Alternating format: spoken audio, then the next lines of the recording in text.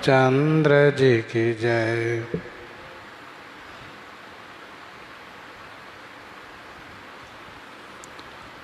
गोस्वामी जी महाराज पूर्व प्रसंग में वर्णन किए। श्री सुमंत्र जी महाराज श्री अयोध्या जी आ रहे हैं।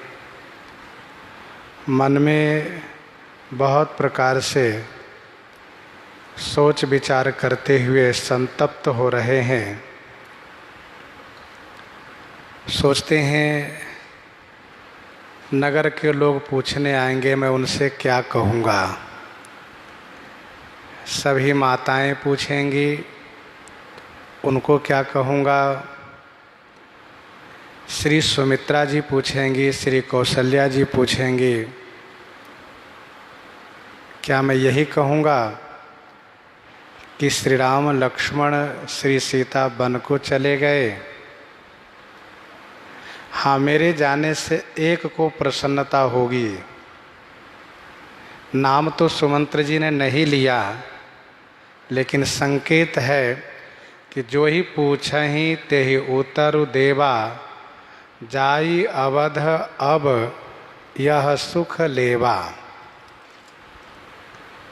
जहाँ तक महाराजा श्री चक्रवर्ती जी की बात रही, तो मैं उनको किस मुँह से उत्तर दूंगा कि मैं कुशल पूर्वक लौट आया हूँ राजकुमार को वन में पहुँचा करके। महाराजा श्री चक्रवर्ती जी तो श्री राम जी के वनगमन सुनते ही कि लौटे नहीं हैं, श्री सीता जी भी वापस नहीं आई हैं, तो तिनके की भांति अपने शरीर को परित्याग कर देंगे। हृदय न बिदरेउ पंकज में, बिछुरत प्रीतम नीर। जानत हूँ मोहि दीन विधि, यह जातना शरीर, यह जातना शरीर। पंकजिमी हृदय न बिधरेउ, प्रीतम नीर बिछुरत पंकजिमी हृदय न बिदरेउ। जानत हूँ, इससे मुझे जान पड़ता है, इससे मैं समझ रहा हूँ कि विधि मोही यह जातना शरीर दीन है। ब्रह्मा जी मुझे यह यातना शरीर प्रदान किए हैं। प्रीतम नीर के बिछुरते ही मेरा हृदय कीचड़ की भांति फटा नहीं, पंख की भांति। वैसे पंख नीच है, क्यों? क्योंकि बाकी जलचर जल के सूखते ही शरीर त्यागने लगते हैं, शरीर छोड़ देते हैं, परंतु कीचड़ कुछ दिन के बाद फटता है। श्री सुमंत्र जी सोचते हैं कि तत्क्षण श्री राम जी के बिछुड़ते ही प्राण नहीं निकला, तो कम से कम अब तो मेरा प्राण निकल जाना चाहिए था। प्रीतम नीर के स्थान में श्री राम भद्र जो हैं, उनके बिछुड़ते ही मेरा हृदय पंख माने कीचड़ की भांति फट जाना चाहिए था।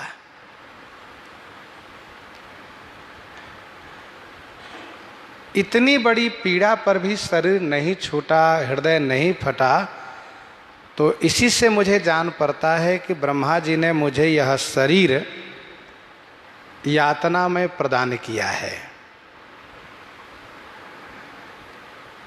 यातना शरीर मरने के बाद जीव को नरक में प्राप्त होता है। वह शरीर मोमवत होता है। शरीर को कई खंड कर दिए जाते हैं, फिर इसके बाद वह एक हो जाता है, फिर जोड़ दिए जाते हैं, जुड़ जाता है। लेकिन पीड़ा वैसे ही होती है जैसे कि स्थूल शरीर को काटने से, पीड़ित करने से, प्रताड़ित करने से, मारने से पीड़ा होती है। तो जीव को नरक भोगने के लिए, जीव को नरक में यातना भोगने के लिए, कष्ट भोगने के लिए वहाँ उसको यातना शरीर ही दिया जाता है, जो मोमवत शरीर होता है। उस शरीर से जीव अलग नहीं हो सकता और उस शरीर को तमाम प्रकार से कष्ट दिया जाता है, प्रताड़ित किया जाता है, पीड़ित किया जाता है, जलाया जाता है, काटा जाता है, पीड़ा बहुत होती है। श्री सुमंत्र जी सोच रहे हैं कि क्या मुझे यह यातना शरीर ही प्राप्त हुआ है? यही विधि करत पंथ पछितावा,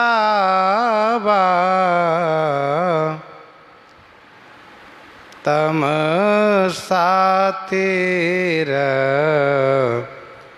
तुरत रथ आवा। यही विधि करत पंथ पछितावा।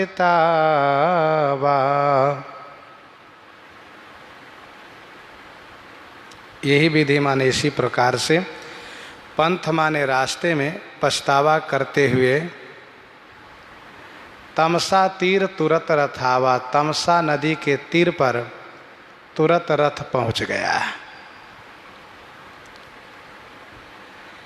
यही विधि करत पंथ पछितावा। यही विधि तो इसका उपक्रम है, सोच सुमंत्र विकल दुख दीना, सोच सुमंत्र विकल दुख दीना, धिग जीवन रघुवीर विहीना। इसी प्रकार से, जिस प्रकार से कि आपने सुना है सुमंत्र जी का पछतावा। सुमंत्र जी इस बात को लेकर के बहुत ग्लानिग्रस्त है, बहुत दुखी है कि मैं जिंदा क्यों हूं।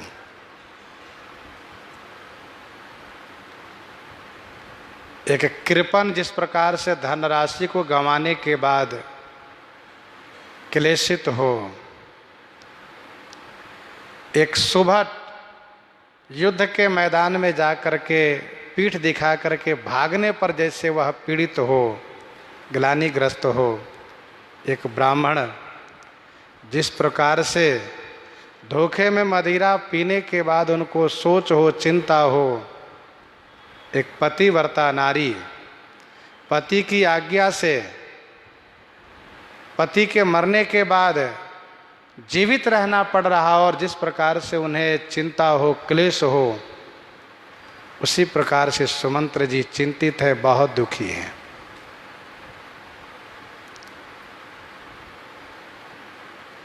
श्री सुमंत्र जी को मरणांत क्लेश प्राप्त हो रहा है, परंतु मृत्यु नहीं हो रही है।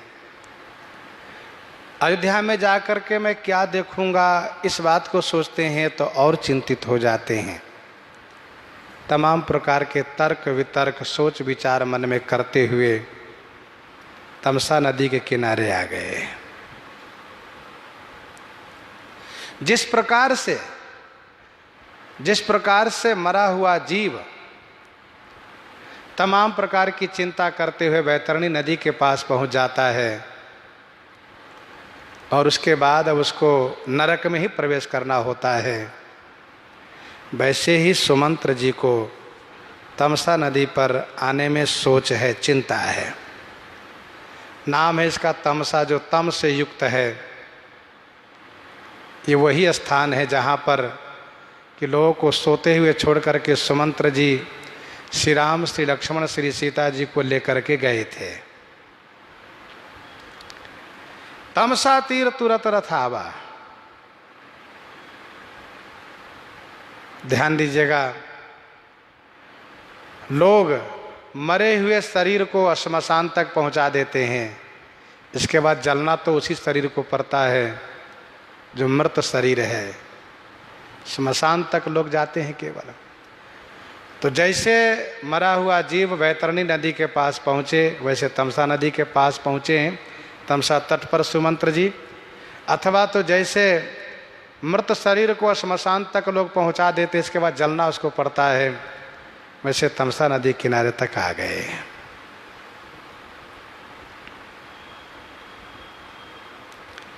विदा किए करी विनय निषादा, फिरे पाए परि विकल विषादा। विदा किए करी विनय निषादा, फिरे पाए परि विकल विषादा।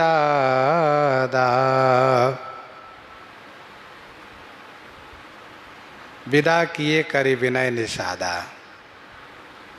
निषादा विनय करी विदा किए। निषाद को, उन निषादों को विनती करके सुमंत्र जी महाराज विदा कर दिए। वे निषादगण विषादा विकल पाए परि फिरे, वे निषादगण विषाद में विकल हो करके सुमंत्र जी के चरण में वंदन प्रणाम करके फिरे माने लौट गए।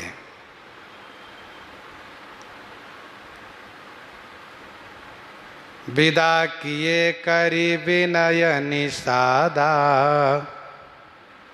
जो 4 निषाद आए थे उनको तमसा नदी के तट से सुमंत्र जी महाराज विदा कर दिए, विनती पूर्वक विदा किए। उन लोगों ने कहा कि हम आपको श्री अयोध्या जी में पहुंचा दें, तो कहा भैया अयोध्या जी में हम आ गए हैं। अब श्री अयोध्या जी के दक्षिण सीमा है तमसा तट, उत्तर सीमा है श्री सरजू। नगर का विस्तार है तमसा नदी किनारे तक, इसीलिए सुमंत्र जी इनको विदा किए। वे लोग चरण में वंदन प्रणाम करके वापस लौट लिए। पैठत नगर सचिव सकुचाई, जनु मारे से गुरु बाभन गाई। पैठत नगर सचिव सकुचाई, जनु मारे से गुरु बाभन गाई। पैठत नगर, पैठत नगर माने नगर में प्रवेश करते हुए सचिव सकुचाई, सचिव मंत्री श्री सुमंत्र जी महाराज सकुचा रहे हैं। जनु मारे से गुरु बाभन गाई। जनु मानो गुरु की हत्या की है, ब्राह्मण की हत्या की है और गौ की हत्या की है, तीनों पूजनीय की हत्या की है। इसीलिए नगर में प्रवेश करने में बड़ा संकोच है। मैं नगर में कौन से मुंह लेकर के जाऊं। पैठत नगर सचिव सकुचाई, तमसा नदी के बाद नगर की सीमा प्रारंभ है, नगर का प्रवेश है नगर में। श्री सुमंत्र जी महाराज को वैसे ही शोक है जैसे कोई गुरु हत्यारा, ब्राह्मण हत्यारा, गौ हत्यारा संकुचित हो, ग्लानिग्रस्त हो। गुरु के स्थान में श्री लक्ष्मण जी महाराज है, क्योंकि जीवाचार्य हैं श्री लक्ष्मण जी, और ब्राह्मण के स्थान में श्री राम जी हैं। विनय पत्रिका 139 में गोस्वामी जी ने लिखा, प्रभु के वचन वेद बुध सम्मत, प्रभु के वचन वेद बुध सम्मत, मम मूरति महिदेव मयी है। प्रभु के वचन वेद बुध सम्मत मम मूरति महिदेव मयी है। और गाय के स्थान में श्री सीता जी हैं। तीनों को वन में छोड़कर आना मानो तीनों की हत्या करके आना है। हिम्मत नहीं पड़ी नगर में प्रवेश करने की, तो एक वृक्ष की छाया में वहीं बैठ गए। बैठी बेटा पतर दिवस गंवावा, साँझ समय तब अवसर पावा, साँझ समय तब अवसर पावा। बिटपतर बैठी दिवस गंवावा। बिटपतर माने वृक्ष की छाया में बैठ करके, दिवस गंवावा माने दिन बिता लिए। साँझ समय तब अवसर पावा। तब साँझ समय माने संध्या के समय में, अवसर पावा माने अवसर प्राप्त किए। बैठी बिटपतर दिवस गंवावा। एक वृक्ष की छाया में बैठ करके पूरा दिन बिता लिए। सूर्यास्त होने दिए, अंधियारा होने दिए। जब थोड़ा सा अंधेरा होने लगा, तब सुमंत्र जी नगर में प्रवेश करने का मन बनाए। साँझ समय तब अवसर पावा, संध्या के समय में तब अवसर प्राप्त किए। और ये समय चांडाल के समय होता है, राक्षसों का, भूत प्रेतों का समय होता है। और जो गुरु ब्राह्मण और गौ की हत्या करे वो चंडाल ही तो होगा। तो ये समय अच्छा नहीं है। जात उधान प्रदोष बल पाई। थोड़ा थोड़ा जब अंधेरा होने लगे तो ये बहुत खराब समय माना जाता है संध्या काल का। ये अवध प्रवेश किन्ह अंधियारे, पैठ भवन रथ राखी दुआरे।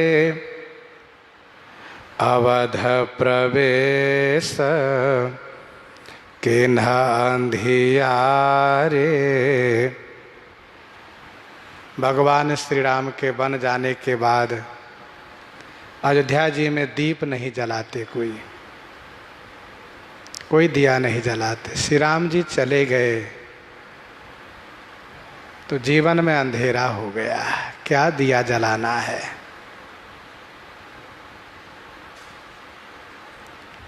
आपने सुना है राम दरस लगी लोग सब करत नेम उपवास। अंधेरे के समय में श्री सुमंत्र जी महाराज श्री अयोध्या जी में प्रवेश किए। बड़ी आतुरता है, बड़ी शीघ्रता है सुमंत्र जी में। पैठ भवन रथ राखी द्वारे। द्वारे माने द्वार पर ही रथ छोड़ करके भवन में पैठ माने प्रवेश कर गए। पैठ भवन रथ राखी द्वारे। इतनी आतुरता है, गोस्वामी जी कहते तुरंत महल में प्रवेश किए, जैसे कोई मिले ना, कोई पूछे ना, मैं सीधे महाराज के पास पहुंचूं।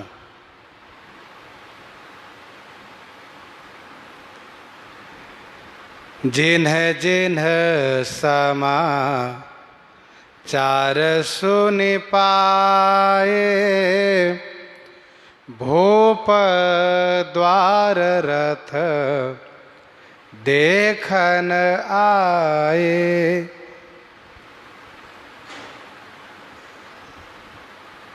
लोग हर कार्य लगाए थे, दूत लगाए थे गुप्तचर के, देखो पता करना सुमंत्र जी कब आते हैं। लोगों को विश्वास था गए हैं सुमंत्र जी तो एक दिन आएंगे जरूर। तो जिन जिन समाचार सुन पाए, जिन लोगों ने समाचार सुन पाए कि सुमंत्र जी आ गए हैं, तुरंत महाराज के द्वार पर आए। भूप द्वार रथ देखन आए। महाराज के द्वार पर रथ देखने के लिए दौड़ते हुए आए। पहचाना ये वही रथ है जिस रथ को लेकर के सुमंत्र जी गए थे। सुमंत्र जी कहाँ गए? कहा वो तो महल में चले गए। क्या श्री राम को लेकर आए हैं? तो कहा नहीं, यदि श्री राम को लाए होते तो ये घोड़े इतने व्याकुल नहीं होते। रथ पहिचानी बिकल लखी घोरे, गरही गात जिमि आतप ओरे। रथ पहिचानी बिकल लखी घोरे, गरही गात जिमि आतप ओरे। घोरे बिकल लखी, रथ पहचानी। रथ को पहचाना और घोड़े को व्याकुल देखा। घोड़े इतने व्याकुल है, उनके इतने पसीने हो रहे हैं कि जिमी आतप ओरे, गरही गात जिमी आतप ओरे।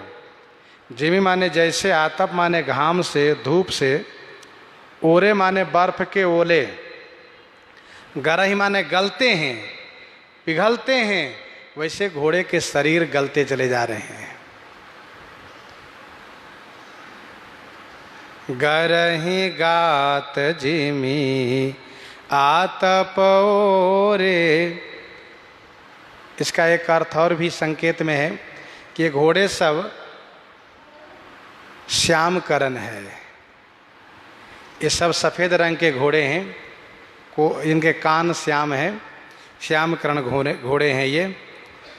तो रथ को लोगों ने पहचाना, घोड़े को व्याकुल देखा। घोड़े इतने व्याकुल हैं कि जैसे घाम से बर्फ के ओले गलते हो, वैसे इनके शरीर गलते चले जा रहे हैं। यह देख करके समझ गए। फिर लोगों में बड़ी व्याकुलता आई। नगर नारी नर व्याकुल कैसे, निघटत नीर मीन गन जैसे। नगर नारी नर व्याकुल कैसे, निघटत नीर मीन गन जैसे। नगर नारी नर, नगर के नर नारी कैसे व्याकुल हैं? तो गोस्वामी जी कहते हैं जैसे निघटत नीर मीनगन, जैसे पानी के घटने पर, पानी के सूखने पर मीनगन माने मत्स्यगण व्याकुल हो जाते हो, वैसे ही सभी नर नारी व्याकुल है। नगर नारी नर व्याकुल कैसे, नगर के सभी नर नारी बड़े व्याकुल हो गए। पानी के घटने पर मछलियां व्याकुल हो जाती हैं कि अब हमारा जीवन रहेगा कैसे, अब हम जीवित नहीं रह पाएंगे। जल संकोच विकल भई मीना, जल संकोच विकल भई मीना, अवध कटुम्बी जिमि धन हीना। अवधि अम्बु प्रिय परिजन मीना, अवधि अम्बु प्रिय परिजन मीना, तुम करुणा कर धर्म धुरीना। अस विचारी सोई करहु पाई, सबहि जियत जय भेट हुआई। माँ कौशल्या ने कहा है, सचिव आगमन सुनत सब, विकल भयऊर निवास। भवन भयंकर लागते ही, मानहु प्रेत निवास। मानहु प्रेत निवास।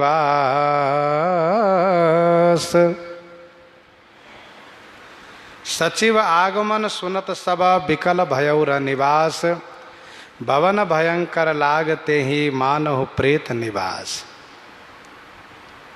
सचिव आगमन सुनत, मंत्री श्री सुमंत्र जी के आगमन सुनते ही सब रनिवास विकल भयऊ, सारा रनिवास व्याकुल हो उठा।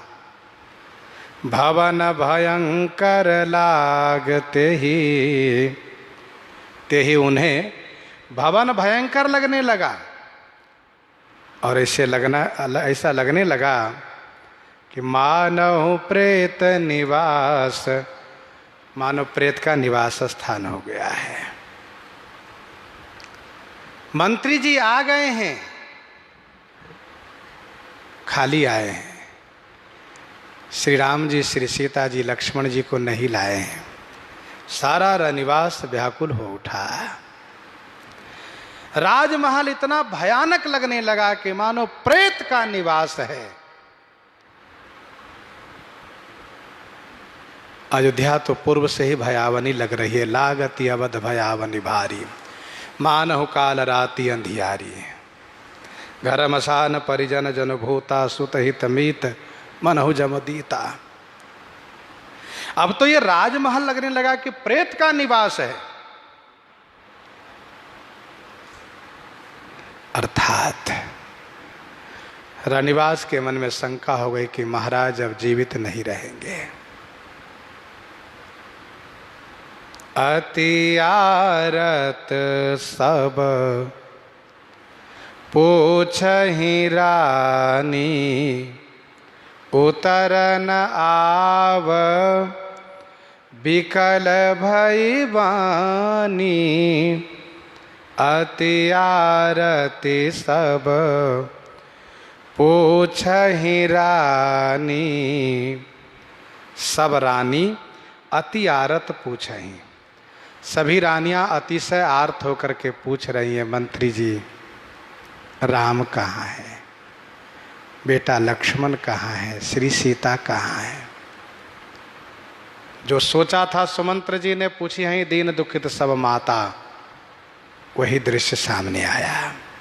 उतर न आव, उत्तर देते नहीं बन पा रहा है। विकल भई बानी, बानी व्याकुल हो गई। बानी व्याकुल हो गई कहने का भाव यह है कि श्री सरस्वती जी व्याकुल हो गई, घबरा गई। क्या उत्तर दें, किसको क्या उत्तर दें। जब श्री सरस्वती जी व्याकुल हो गई तो सुमंत्र जी क्या बोल पाएंगे। सुनय न श्रवण नयन नहीं सूझा, कहु कहाँ निरप जेहि तेहि बूझा। सुनय न श्रवण नयन नहीं सूझा, कहु कहाँ निरप जेहि तेहि बूझा। सुनाई न श्रवण, कानों से सुनाई नहीं देता सुमंत्र जी को, नेत्र से दिखाई नहीं देता, नयन नहीं सूझा। रानियां पूछ रही हैं, कुछ नहीं सुनाई दे रहा है, कुछ दिखाई भी नहीं दे रहा है। कहु कहाँ निरप जेहि तेहि बूझा। जेहि तेहि माने जिस तिस से सुमंत्र जी यही पूछ रहे हैं, जेहि तेहि बूझा। निरप कहाँ, कहु कहाँ नृप, कहिए महाराज कहाँ हैं। रानियां पूछ रही है श्री राम कहाँ है। सुमंत्र जी पूछ रहे हैं महाराज कहाँ हैं। कहु कहाँ नृप, जेहि तेहि बोझा।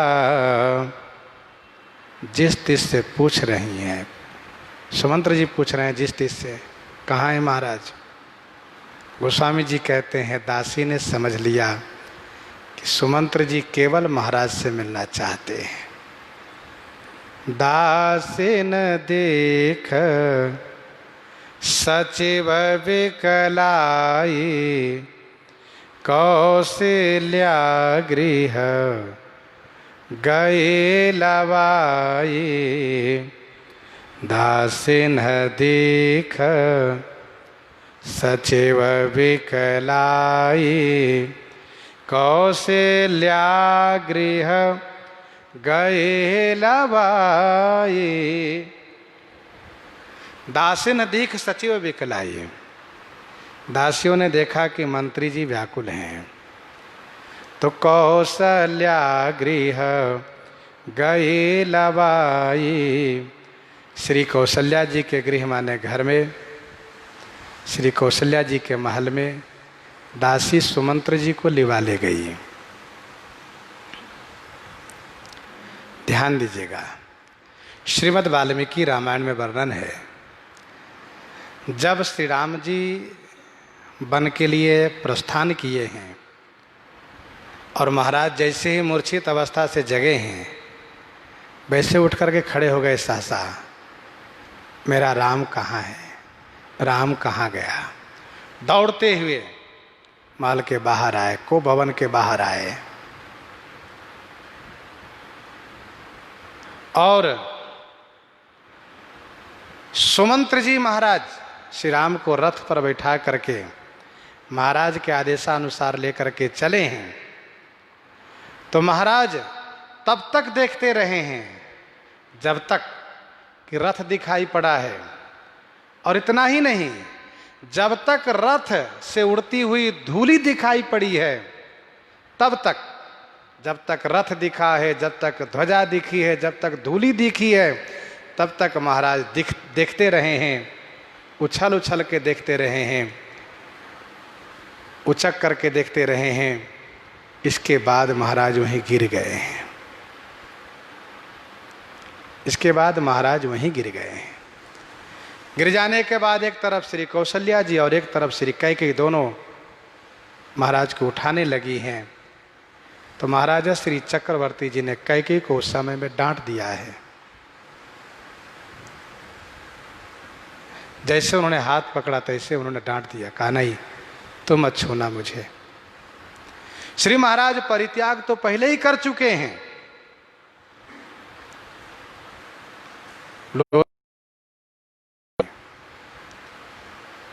अब महाराज ने कहा कि मुझे मत छूना है। बहुत दुखी हुए हैं, बहुत नाराज हुए हैं।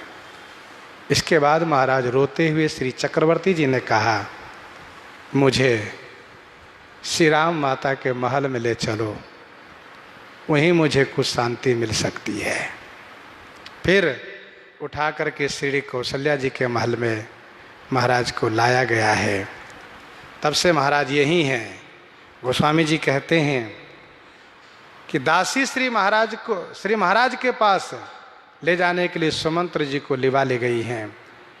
कौशल्या गृह गई लवाई। जाए सुमंत्र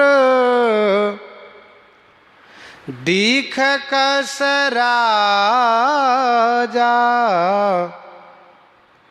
अमीय रहित जनु चंद बिराजा।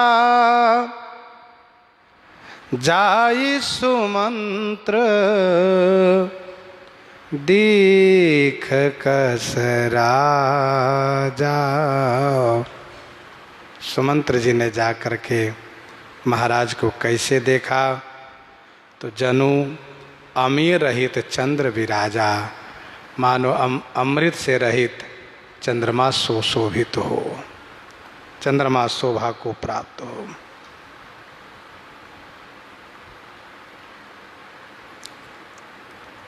चंद्रमा जब अमृत से हीन हो जाता है तो वह प्रभाहीन होता है, तेजहीन होता है, शक्तिहीन होता है।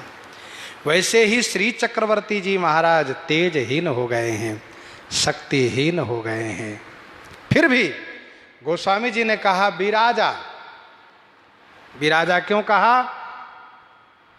तो श्री राम जी के वियोग में जो इनकी दशा है, उस दशा को प्रशंसा करते हुए कहा अमी रहित जनु चंद विराजा।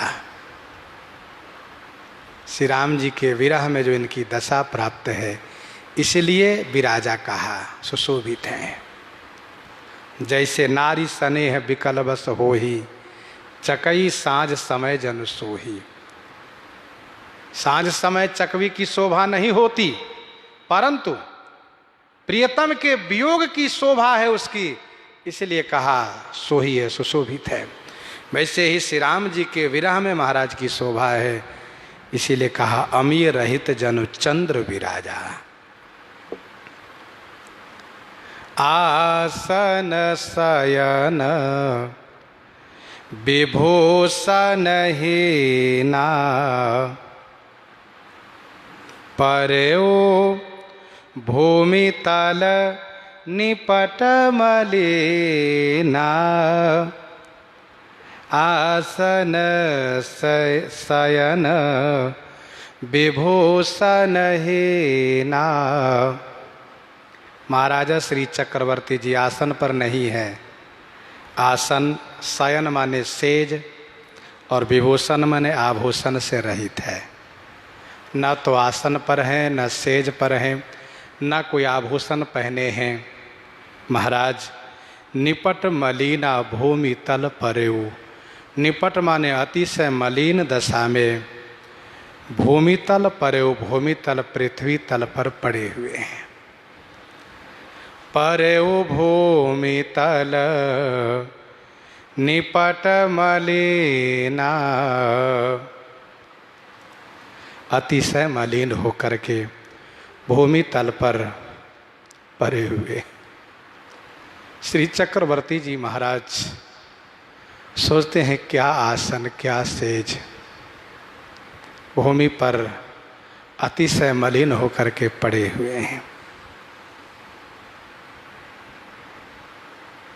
ले सास सोच यही भांति, सुरपुर ते जनु खसे जजाति। सोच पूर्वक यही भांति उसास ले। सोच करते हुए, चिंता करते हुए, यही भांति माने इसी प्रकार से उसास ले माने ऊर्ध्व सांस ले रहे हैं, बड़ी लंबी सांस ले रहे हैं। सुरपुर ते जनु खस्यो जजाति। जनु सुरपुर ते जजाति खस्यो। जनु मानो सुरपुर माने स्वर्ग से, जजाति खस्यो माने गिरे हैं। जजाति का स्वर्ग से पतन हुआ हो, वैसे महाराजा श्री चक्रवर्ती जी को श्री राम तिलकोत्सव नहीं देख पाना मानो स्वर्ग से पतन होना है।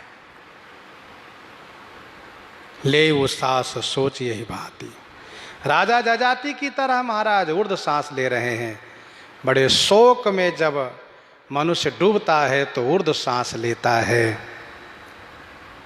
बहुत दुखी होता है तब।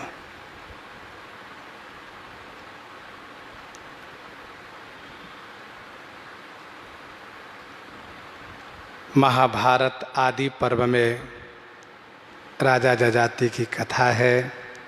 श्रीमद् भागवत जी में इनकी कथा प्रस्तुत है 9वें स्कंध में 18वें अध्याय में। राजा नहुक के 6 पुत्र में से एक पुत्र हैं जजाति। राजा नहुस के 6 पुत्र में से एक पुत्र हैं ये।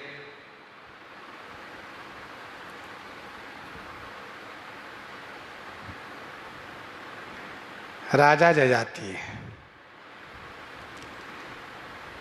की कथा कुछ इस प्रकार की है। देवगुरु बृहस्पति जी के पुत्र कच्छ दैत्य गुरु शुक्राचार्य के पास संजीवनी विद्या सीखने के लिए गए थे। भागवत जी में वर्णन है, महाभारत में भी वर्णन है। तो दैत्यगण असुर लोग इस बात को जानने के बाद बहुत विरोध करने लगे कि संजीवनी विद्या देवताओं के पास न जाए। पर तमाम विरोध करने के बाद भी कच्छ ने विद्या प्राप्त कर ही लिया।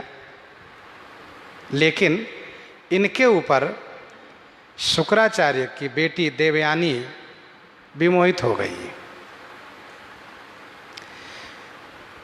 देवयानी ने कच्छ से विवाह का प्रस्ताव रखा, तो कच्छ ने यह कह करके अस्वीकार कर दिया कि आप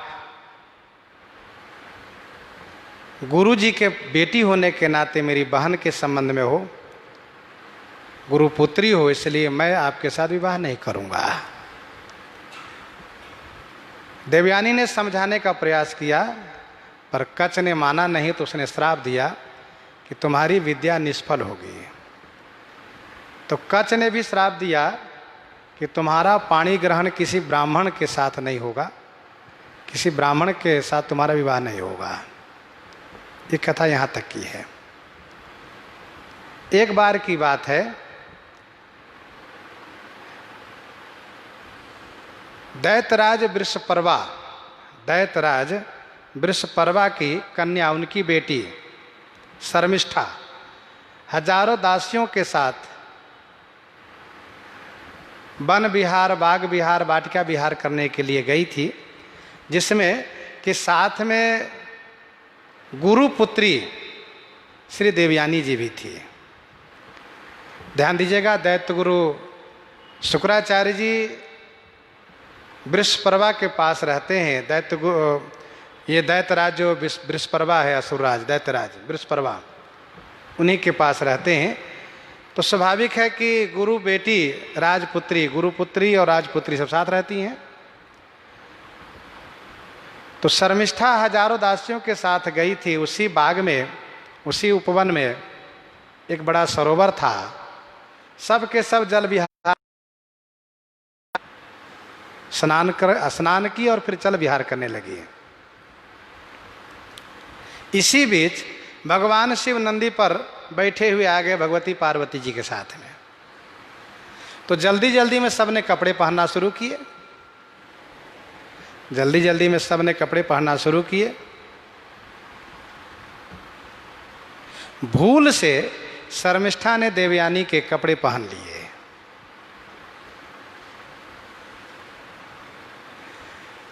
देवयानी के कपड़े पहन लिए, तो यद्यपि भूल से कपड़े पहन लिए, लेकिन इस बात को लेकर के दोनों में विवाद हो गया और बहुत कहा सुनी हुआ। एक सामान्य महिला जैसे लड़ती हैं, वैसे ही ये राजकुमारी और गुरु पुत्री दोनों ने आपस में बहुत विवाद किया, एक दूसरे पर तमाम आरोप प्रत्यारोप आक्षेप करते हुए। देवयानी ने भी बहुत उल्टा सीधा कहा है, तो शर्मिष्ठा ने भी नहीं माना, क्योंकि इनके पास भी हजार दासी है, क्यों मानेंगे। इन्होंने बहुत कुछ कह दिया, और यहाँ तक कि शुक्राचार्य जी को भिखारी कह दिया, भाट कह दिया, तमाम उल्टा सीधा कह दिया। बहुत कुछ कहा, कुत्ते आदि भी कह दिए गए एक दूसरे को लेकर के। तो फिर शर्मिष्ठा के साथ में हजारों दासियां हैं। अब जनसंख्या मतलब संख्या बल इनकी है, सारी दासियां इनकी है। बस कहा सुनी के बाद फिर जब बात ही बात करस बढ़ी आई, बात ही बात में विवाद हुआ, और विवाद के बाद झगड़ा, झगड़ा के बाद हाथापाई। अब हाथापाई में क्या किया कि शर्मिष्ठा ने उनके कपड़े छीन करके देवयानी के और उसको कुएं में ढकेल दिया, और मान लिया कि कुएं में मर गई। और फिर वो चली आई घर। घर चली आई। उन्हीं दिनों की बात है, उन्हीं दिनों की बात है, उसी दिन की बात है कि राजा जजाति गए थे शिकार में। उनको लगी थी प्यास, पानी ढूंढ रहे थे कि कुआं दिखाई दिया, और कुआं के पास गए तो कुएं में पानी तो नहीं है, लेकिन एक कन्या दिखाई पड़ी। तो राजा जजाति ने उनसे पूछा, आपका परिचय देवी, आप यहाँ कैसे आई है? उन्होंने अपनी सारी बातें कही और फिर उन्होंने कहा कि मुझे आप कुएं से निकालिए। तो हाथ पकड़ करके यजाति ने देवयानी को कुएं से बाहर किया है और अपने कपड़े दिए हैं। फिर इसके बाद चर्चाएं हुई है, एक दूसरे का परिचय जाना है, और परिचय जाने के बाद जजाति अपने घर आए हैं, देवयानी अपने पिता के पास गई हैं। अब देवयानी तो आग बबूला है, बहुते नाराज हैं। एक दासी से कहलवाया अपने पिता से कि मैं वृषपर्वा के राज्य में रहना नहीं चाहती पिताजी। पिताजी आए, बेटी क्या बात है? तो उन्होंने सारी घटना सुनाई। घटना सुनाने के बाद फिर पिताजी ने समझाया है। महाभारत में ऐसा लिखा है कि पिताजी ने बहुत समझाने का प्रयास किया है कि सहनशीलता होनी चाहिए, क्रोध नहीं करना चाहिए, तमाम सारी बातें कही है। पर देवयानी ने भी जो बातें कही वह युक्ति संगत बातें कही है, युक्ति संगत बातें हैं, और उसकी बात को शुक्राचार्य ने समझा है, माना है। क्योंकि देवयानी का कहना यह था कि आप ब्राह्मण हैं, हम ब्राह्मण हैं, और कैसे भी तो क्षत्रिय है, लेकिन क्षत्रिय द्वारा अपमानित होकर के ब्राह्मण को रहना ये ठीक नहीं है। ब्राह्मण क्षत्रिय के पास पूजनीय होकर के रहे हैं, क्योंकि सबसे पूजनीय है वो। तो देवयानी की बात को मान करके शुक्राचार्य ने जा करके वृषपर्वा से कहा कि सुनो, मैं तुम्हारे राज्य को परित्याग कर रहा हूं, जा रहा हूं। वृषपर्वा ने कहा, क्यों गुरुदेव, कौन सी गलती हो गई? कहा, ऐसी ऐसी बातें हैं।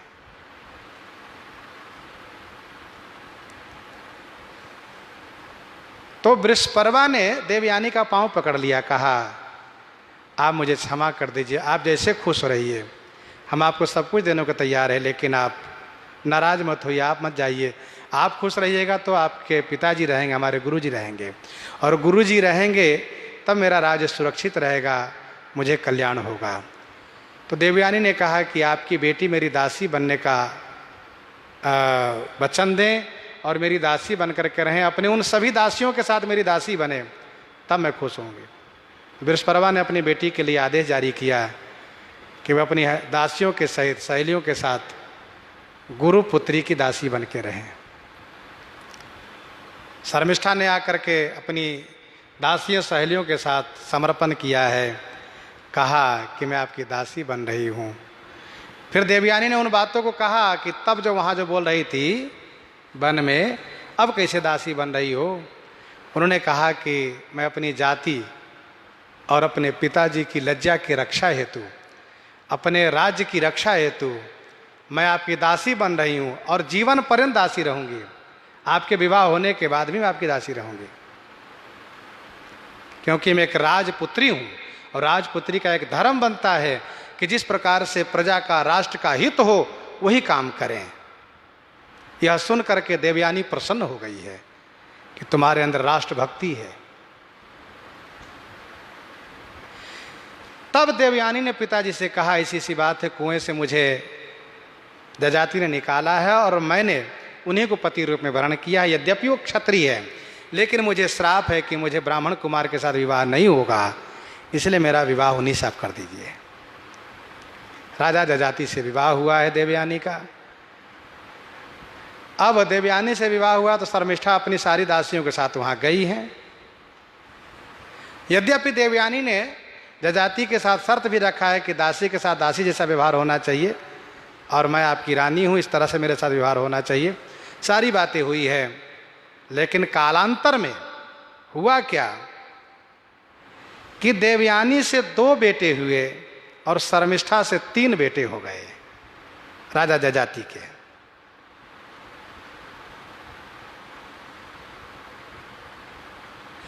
जिसका नाम है यदु, तुर्वसु, द्रुह्यु, अनु, पुरु, ये 5 बेटे हुए।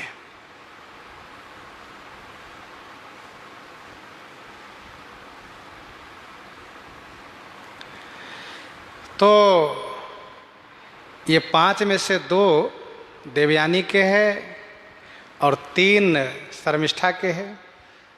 जब ये पता चला तो देवयानी आग बबूला हो गई और पिता शुक्राचार्य जी से जाकर शिकायत किया, पिताजी इस तरह से मेरे पति ने गलत किया है, मुझसे उनकी 2 संतान हैं, 2 पुत्र हैं और मेरी दासी से उनके 3 बेटे हैं। इस प्रकार से शिकायत किया है। शिकायत होने पर फिर जजाति को श्राप दिया गया कि तुम बूढ़े हो जाओ, वृद्ध हो जाओ। शुक्राचार्य जी ने श्राप दे दिया, क्योंकि शुक्राचार्य जी को देवयानी के प्रति बड़ी ममता थी। शुक्राचार्य ने वृषपर्वा से कहा था कि मेरा प्राण मेरी बेटियों में बसता है, मैं इनकी प्रसन्नता के लिए सब कुछ करूंगा।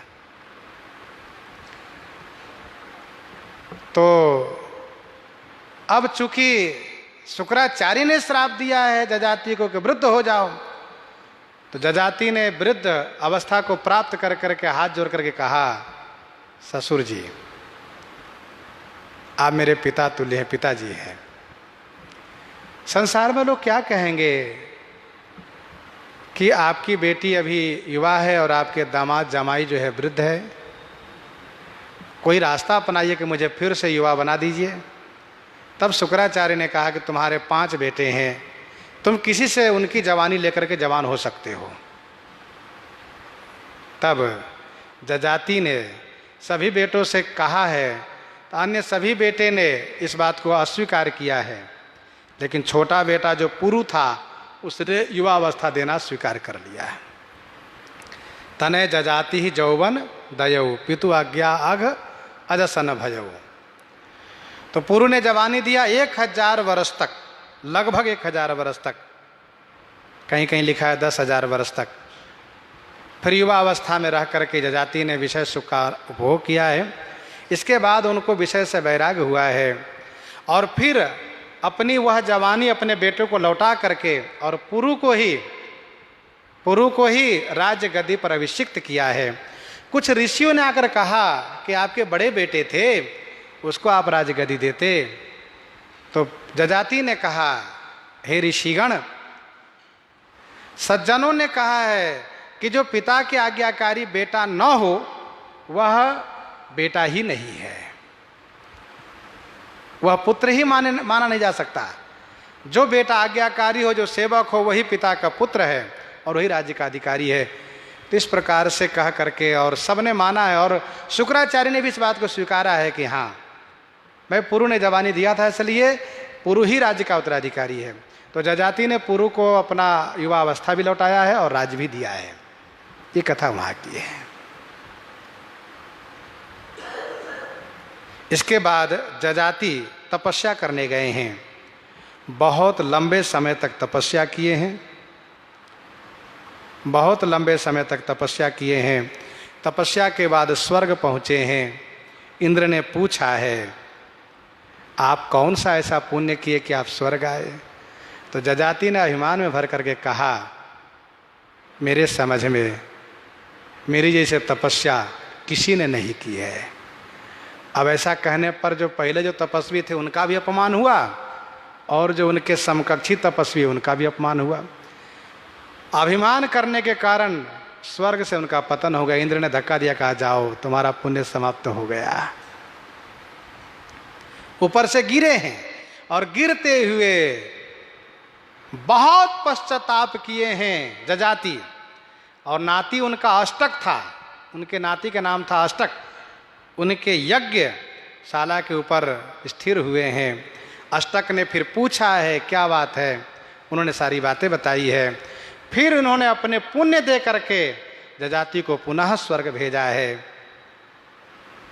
तो नाती अष्टक ने उन्हें पुनः स्वर्ग भेजा है।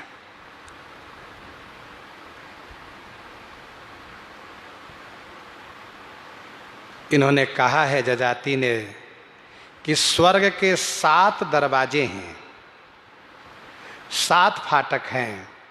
तपस्या, दान, शांति, इंद्रिय दमन, लोक लज्जा, सरलता और दया, तपस्या, दान, शांति, इंद्रिय दमन, लोक लज्जा, सरलता और दया, ये 7 फाटक है।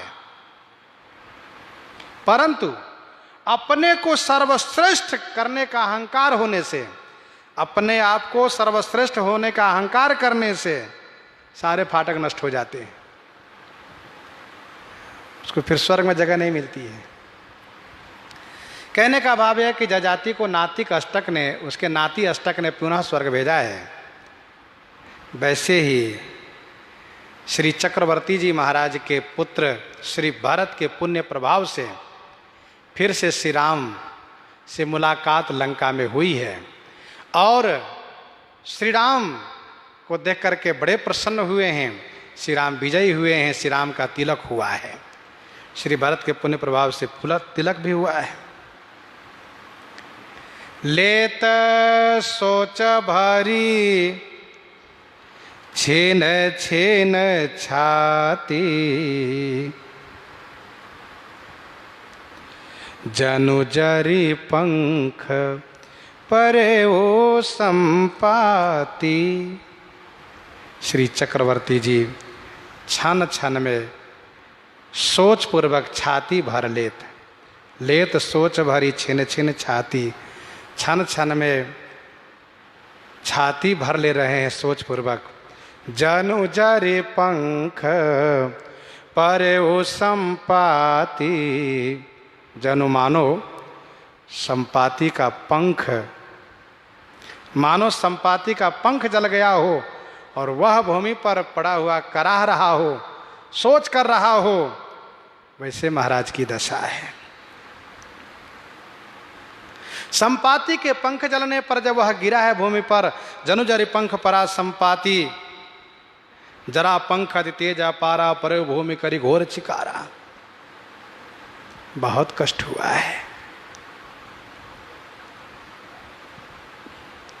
जैसे जजाति को पुनः स्वर्ग मिला है, जैसे संपाति को पुनः पंख मिला है, वैसे ही महाराजा श्री चक्रवर्ती जी को पुनः श्री राम प्राप्त हुए लंका में।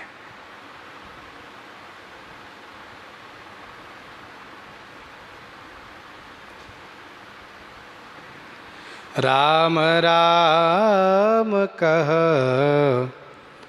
राम सनेही, पुनि कह राम लखन बैदेही। महाराज बार बार कह रहे राम राम, मेरे स्नेही राम, लक्ष्मण, वैदेही। इस प्रकार से श्री राम, श्री सीता, श्री लक्ष्मण तीनों को बार बार याद कर रहे हैं। देखी सचिव जय जीव कही, कीन्हे उदंड प्रणाम, सुनत उठे वो व्याकुल नृपति, कहु सुमंत्र कह राम, कहु सुमंत्र कह राम। देखी सचिव जय जीव कही, किन्हे उदंड प्रणाम। सचिव सुमंत्र जी जय जीव कह करके दंडवत प्रणाम किए। महाराजा श्री चक्रवर्ती जी सुनते ही व्याकुल होकर के उठे और कहा, सुमंत्र कहो राम कहाँ है। श्री चक्रवर्ती जी सुमंत्र जी को हृदय से लगा लिए हैं। कुछ आधार मिला है महाराज को।